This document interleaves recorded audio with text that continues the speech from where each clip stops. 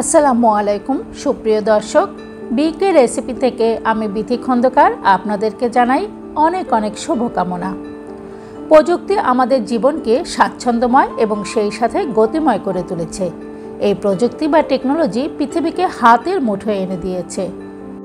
তাই তো হাতে থাকা মুঠোফোনের মাধ্যমেই ঘরে বসেই মানুষ ক্যামেরা বা মোবাইল দিয়ে তোলা ভিডিও, ছবি বা ইমেজ, টেক্সট এবং অডিও কন্টেন্ট তৈরি করে বিভিন্ন প্ল্যাটফর্মে শেয়ার করছে।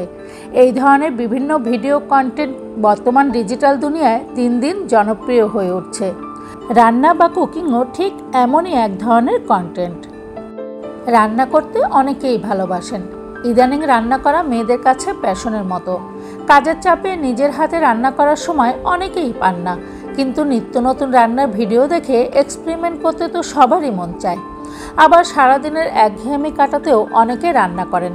তবে রান্নার কাজ আর কেমিস্ট্রি ল্যাবরেটরির মধ্যে খুব একটা ফারাক নেই। প্রয়োজন মতো লবণ, চিনি, হলুদ, মরিচ, মশলা দিলে তবেই না রান্না হয়। তবে এই লবণ, চিনি ঠিকমতো না পড়লেই স্বাদে হেরফের হয়ে যায়। প্রত্যেক খাবারেরই কিছু বিশেষ রান্না করার নিয়ম আছে, কিন্তু সেই রান্নাটা ঠিক সঠিক নিয়মে হচ্ছে কিনা তা আমরা অনেকেই জানি না। আমি আমার বিকে রেসিপিতে আমার সিস্টেমে বানানো রেসিপিগুলো আপনাদের সাথে শেয়ার করব। একটু পিছন ফিরে দেখি, 2017 সালে 7 বছর আগে আমি রান্নার একটি রেসিপি চ্যানেল খুলেছিলাম বিথিস কিচেন নামে।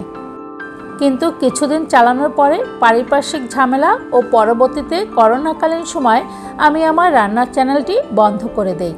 বেশ কিছু বছর দূরে থাকার পরেও ইউটিউব ঘাটাঘাটি করে দেখলাম ইউটিউব আমার চ্যানেলটি এখনও বন্ধ করেনি। থ্যাংক ইউ ইউটিউব আমার বিথিস কিচেন নামের এই পুরনো চ্যানেলটি এখনও আনফ্রিজ রাখার জন্য।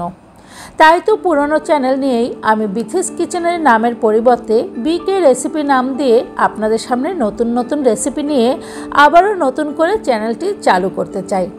আসলে আমি মনে করি যার কাছে যে কাজটা ভালো লাগে তাকে সেই কাজেই এগিয়ে যাওয়া উচিত। রান্না করাটাও ঠিক আমার কাছে তেমনই এক ধরনের ভালো লাগার কাজ। তাই তো হাজারো কন্টেন্টের মাঝে রান্নার কন্টেন্ট নিয়েই আমি বিথি খন্দকার বিকে রেসিপিতে সপ্তাহে অন্তত 2-3 দিন আপনাদের সামনে হাজির হব।